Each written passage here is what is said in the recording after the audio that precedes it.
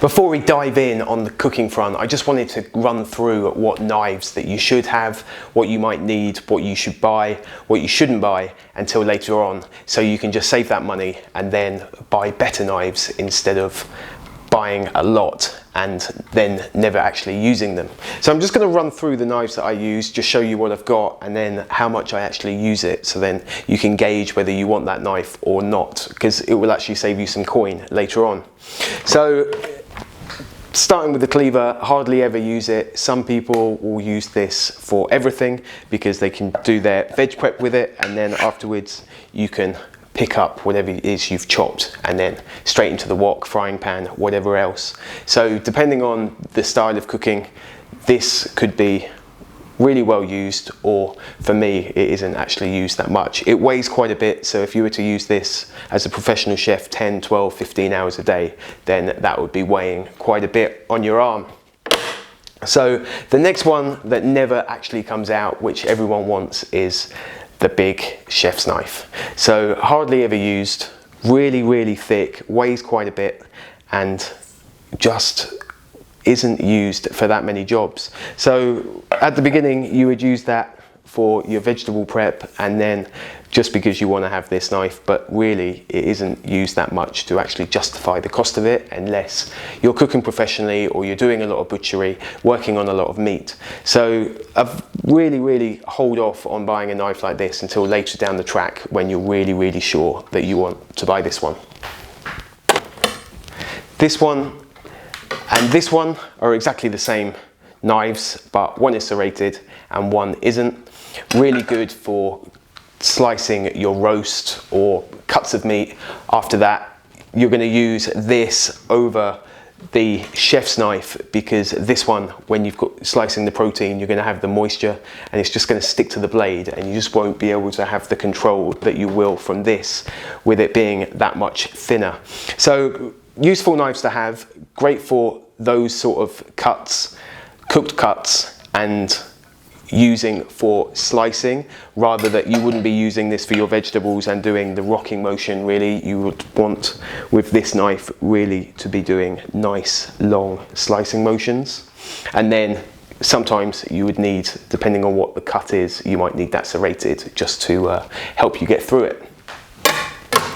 Then moving down the size, a really useful knife to have is this one. It's just a smaller version of that knife, but what's great about this one is you could be using this for your vegetable prep, slicing your chicken, beef, whatever it is, and you've got a tip on there that's going to help you take away any sinew without losing on meat. So what that means is you can put in the point and then just nick it under that piece of sinew or whatever it is that you want to remove, fat, and then take hold of it and slice it the other way.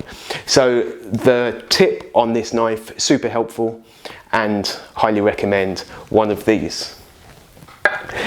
And the other really useful knife to have would be this one. So the difference being is this one you're going to use a lot more for vegetable prep, just because you haven't got that point. You wouldn't want to be cleaning your chicken or beef with this one, because you would be able to clean the fat from the sides, but you won't be able to get those bits of sinew without wasting actual meat. So without that tip, obviously it reduces the use of it, but probably the most used knife in any professional kitchen or any home kitchen is going to be this style of knife, and also is really handy for scooping up anything that you've cooked, just like the cleaver, and then scraping it into the pan. So small prep knife, really handy, cleaning vegetables, cleaning away parts, mushroom caps, whatever it is, small items that you just want to get rid of. Vegetable prep that's really quick, simple, easy, delicate, but really avoid the bigger vegetables like sweet potatoes or carrots. When it comes to this knife, you're going to want more weight behind it just to help you get through that vegetable. So really more delicate veg for that one. Salmon slicer, hardly ever used. We buy our smoked salmon now in the supermarkets and it's already sliced, so really a knife that you're not going to use that much. So really hold off on buying anything like this, because the expense versus the use of it is not really worthwhile. It's probably a $300 knife and hardly ever used. So this is a paring knife, and it's just pretty much for turning vegetables, so not really used that much anymore. If you go to the old style hotels, you'll find those turned potatoes and items like that, which is like the barrel looking one. Hardly ever used anymore, so at the moment kind of run off its trend. I'm sure we get back there at some point, but for now it's really rarely used, and it's not a knife that you could actually not get away with using that one instead. So pretty pointless knife at the moment, but you know, it's up to you really. A boning knife for working around joints, doing butchery.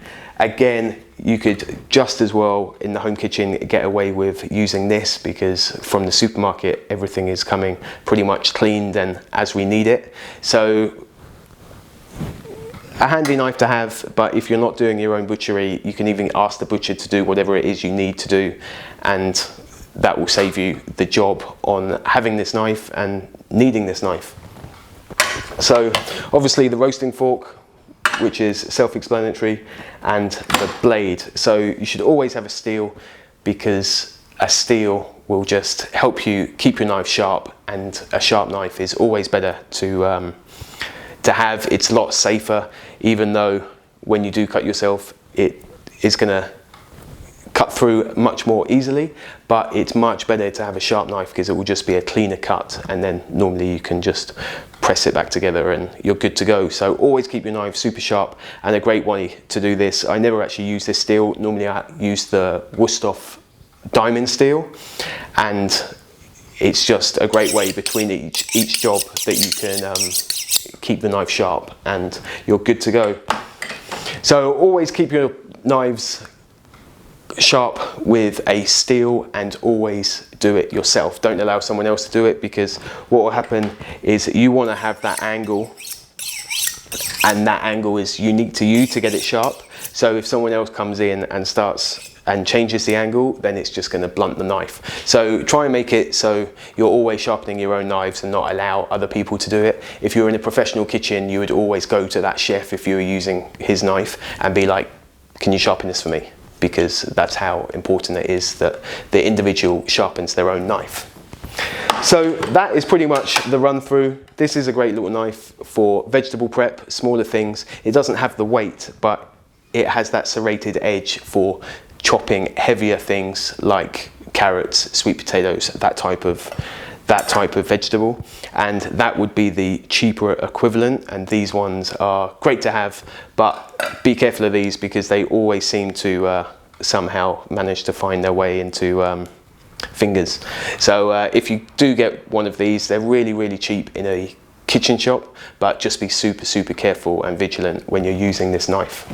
So that was a quick run through on what knives you should have. So just to recap, in case you got lost, pretty much a smaller knife to do your veg prep. You want the tip on there.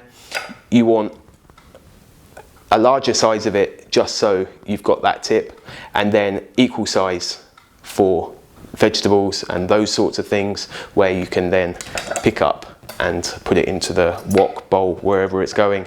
So pretty much with those 3 knives, you can get away with just having those and not worry about the expense of these knives. So I hope that helps, and I'll see you in the next video.